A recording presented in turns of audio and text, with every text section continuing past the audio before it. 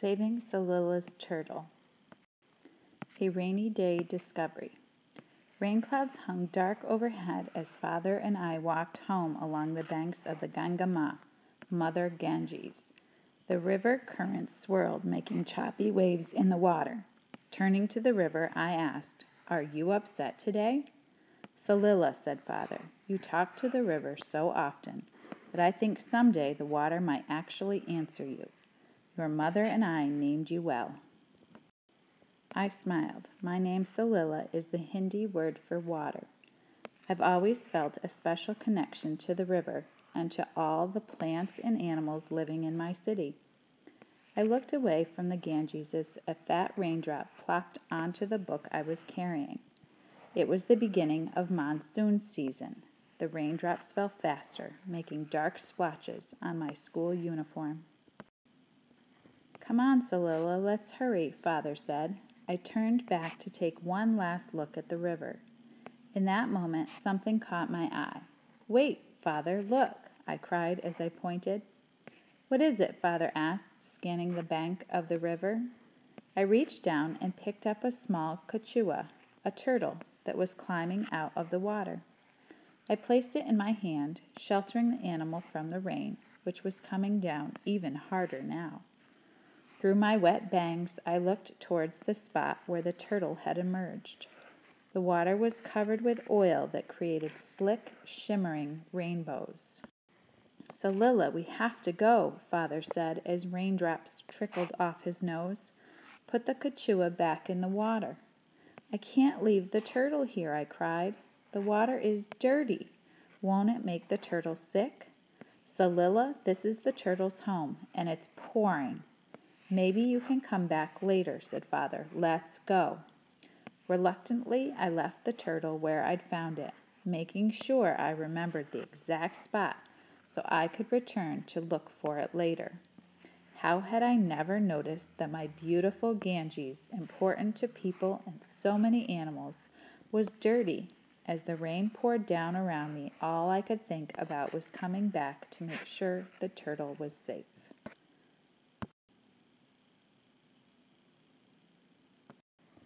Pollution problems.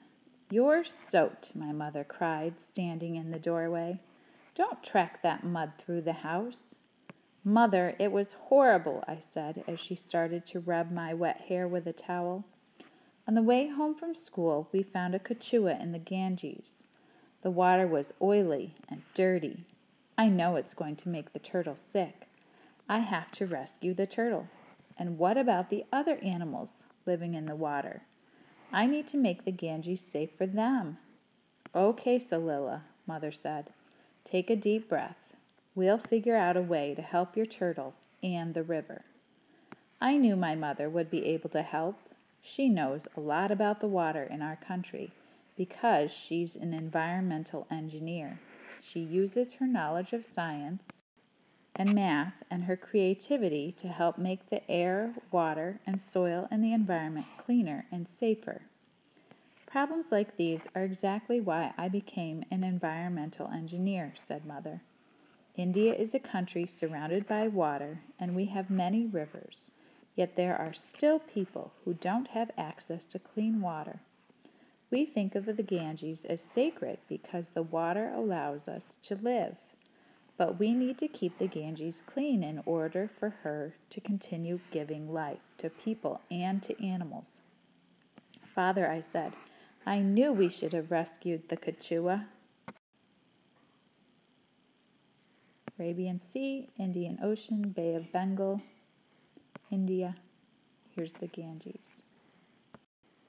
It is important to help the environment and the animals who live in it, Father said. But what would we have done with the turtle? I could keep the turtle in a tank, a big tank, so it would have plenty of room to crawl and swim. Oh, I know, I said, clapping my hands together. I can clean some water from the Ganges and use it to fill the tank. Then the turtle will feel at home. I just need to remove the trash from the water. Mother and Father looked at each other in silence for a few moments. I knew they were thinking about whether I would get to bring home the turtle. That sounds like the beginning of a good plan, Mother said finally. I agree, Father nodded. If you do careful work to make a cleaner habitat for the turtle, then you can keep it as a pet. I could feel butterflies fluttering in my stomach. My own pet. I knew I'd have to do a good job of cleaning water for the turtle. It's important for you to learn about removing contaminants from the Ganges, Mother added, for the turtle and for the people of India. Tomorrow after school, I'll take you to the university to show you the work some of my colleagues have done to clean water. Tomorrow, I asked, what should I do to get ready? Well, Mother began, when something is polluted, it means it has become filled with harmful substances that dirty the environment. You could start by asking some good questions about how the water in the Ganges becomes polluted. Where does the water in the Ganges come from? How do the pollutants get into the water? Father nodded. Come on, Salila, he said. Together, I bet we can answer some of those questions. The water cycle. As Mother disappeared into her office, I walked to the sink to get a drink. There's the answer to the first question Mother asked, I said. Water comes from the faucet, and at some point before it comes from the faucet, it comes from the river. Right, Father said, but what about before that? Do you remember learning about the water cycle in school? I took a sip of my water, imagining the travels it had taken to get into my class. I remember what we learned about water falling from the sky as rain, and water melting from glaciers in the mountains and flowing into streams. Then some of the water from streams and ocean dries up and goes back into the air, I said. That's called evaporation. Right, Father said. Now what about the pollution you saw in the river today? How did the river become polluted? People use the Ganges for lots of things, I said. I see boats traveling on the river, people cleaning their clothes in the water, and even people taking baths in the river with soap. All of those things must add pollutants. Yes, Father said.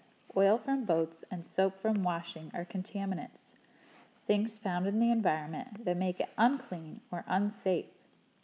People and machines can add contaminants to the water in the river that lead to pollution. But what about when the water isn't in the river? What about when it is moving through the rest of the water cycle? Well, I thought for a few moments, if water goes through the air and the ground and then into our streams, I bet water can be affected by pollution in the land and air, too. There's that factory across the river that sends smoke into the air and trash that gets dumped on the land. Both of those things could pollute the water. That's true, Father said. In order to make our water cleaner, we really need to think of ways to stop all types of pollution. When I saw the turtle, I just wanted to rescue it from the water, I said. I wasn't thinking about cleaning up the whole environment. How can I do that? I could feel worry rising up from my stomach. Don't worry, Salila, said Father. I know it might seem like an impossible job right now, but even the smallest steps toward a cleaner environment are important. First, you can focus on cleaning water for the turtle's tank. Then you can use what you learned to think about ways to clean the water in the Ganges. After you go to Mother's office tomorrow, I bet you'll have some new ideas. A visit to the lab. The next day after school, I found myself watching strange translucent shapes wriggling and drifting in a drop of water through a circle of light. The water is alive, I cried, amazed at the tiny creatures I saw through the microscope. The man beside me, Dr. Gill, chuckled. Though we can't see them with our eyes, there are lots of things that live in the river water with your turtle. It can be very surprising to see microbes for the first time. I turned to Mother, who was sitting next to me, and nodding. I wanted you to see the microbes for yourself, Salila, she said. Those tiny creatures in the water are part of the challenge of keeping water safe and clean. That's right, Dr. Gadgil said. It is just as important to remove the harmful microbes from polluted water as it is to remove the trash that is easy to see. Some of the microbes are tiny plants and animals. Some are another type of living thing called bacteria. Not all of them are harmful, but even one harmful microbe could make you sick. How can we get these microbes out of the water when we can't even see them without a microscope?" I asked. "Well, there are a few ways to do it," said Dr. Gadgil. "In many cities, people have their water cleaned at a purification plant before it comes through the pipes to their homes. Contaminants like dirt, twigs, and microbes are removed with filters, and then a chemical called chlorine is added to kill any of the microbes that are left. That's why it's okay for us to drink the water that comes out of our faucets," I said, thinking out loud. "Even though the water comes from a polluted river, it gets cleaned before it comes to our homes. But what about people who don't have filtered water brought into their houses with pipes like my grandmother? In her village, you have to go to the river to get your water." "That's why grandmother boils her water," Mother said. "Do you remember helping to build the fire when we visited?" she asked. I nodded. "But I also remember grandmother said, sometimes people drink water without boiling it, if there isn't enough wood to burn." Dr. Gadgil nodded. "Many villages face that problem. That's why I invented another way to clean water. I call it the ultraviolet waterworks. It has a special light bulb, an ultraviolet light bulb. The rays of ultraviolet light are like intense sunshine. The light burns and destroys the microbes so they can't harm people. So the ultraviolet waterworks helps you clean even the things in the water you can't see," I said. "I don't know if I can come up with something that fancy." "Technology doesn't always have to be fancy," Dr. Gadgil said. "Technology is anything or process that people create to solve problems. For the water in your turtle's tank, you might be able to use a filter you make at home, something that can separate the trash and impurities from the water. I'm sure you'll come up with a solution that will work well for your turtle." Later that day, as I thought about what Dr. Gadgil and Mother had said, I felt less and less sure that I would be able to clean water from the Ganges for the Quechua. I heard Mother chuckling and turned toward her. "I know that look on your face," she said. "You're frustrated." "How can you tell?" I asked. "I make that face when I'm frustrated too," she said. "Now why are you upset?" "I still feel stuck," I said to Mother. "I want to help the turtle, and I think filtering water so I can keep the turtle in a tank is a good idea.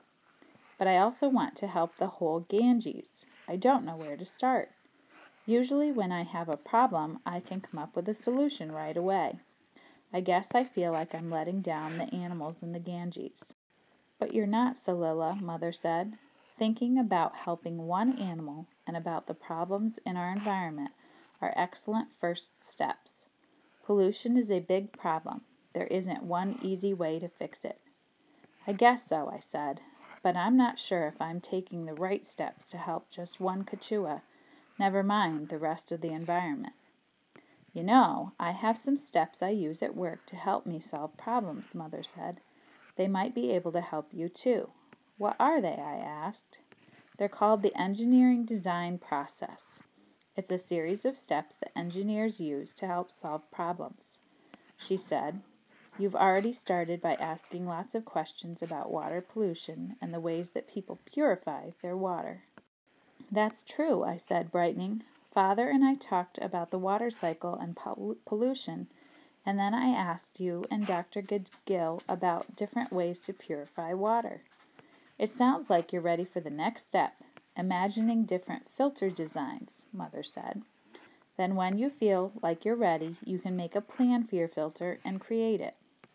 "But what if I test it and it doesn't work?" I asked. Mother patted my shoulder.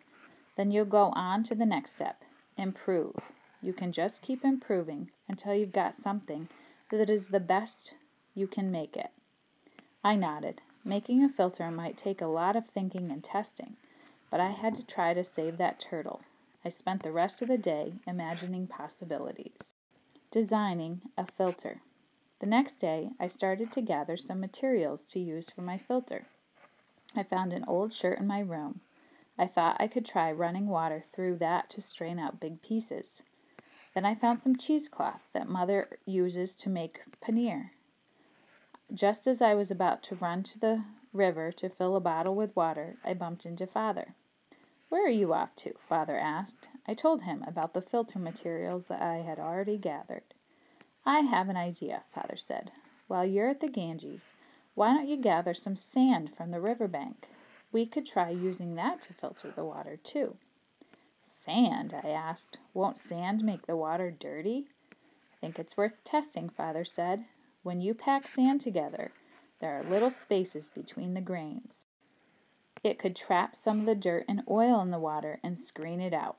"Screen!" I cried. "I have some mosquito netting in my room that's a really fine screen. We can try that too." "Now you're thinking," said Father. "When you get back from the river, I'll help you test your ideas, if you would like." This is a very important trip, I thought to myself as I walked along. After I fill this bottle with water and filter it, I'll be able to fill a tank for the turtle.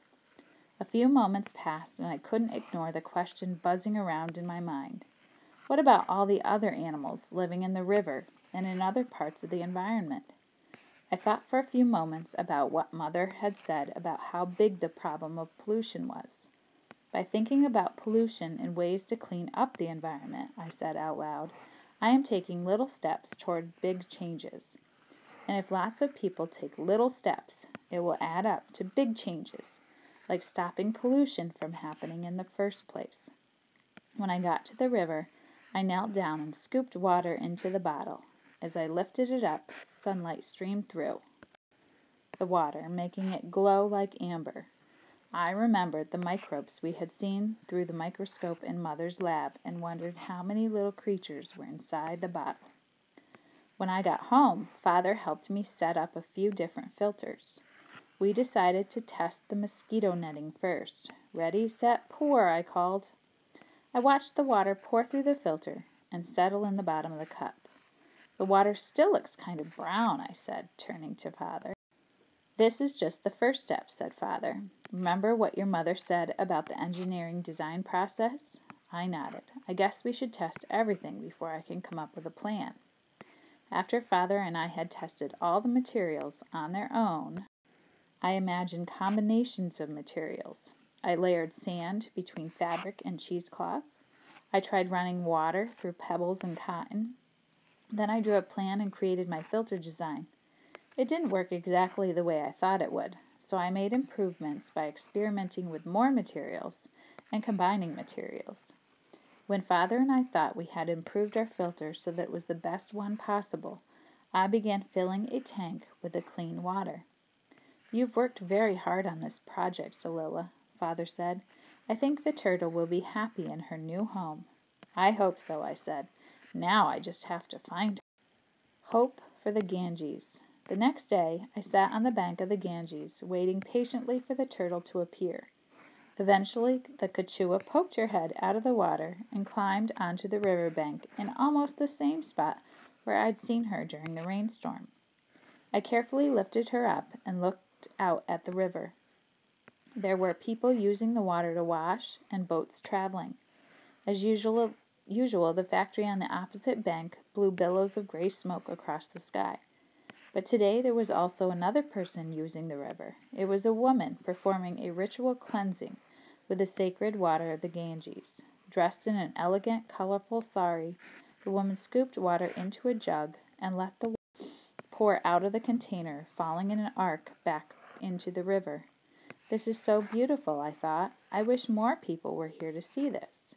With that simple thought, I knew how I would help not just this one turtle, but the whole Ganges. When I got home, Mother was working in the kitchen. I placed the turtle in her new tank and smiled broadly. "Salila," said Mother, "you did a great job. I'm proud of you." "Thanks," I said. "I'm not done yet, though. If we want the river to be clean, we need to stop pollution in lots of different areas, not just in the river.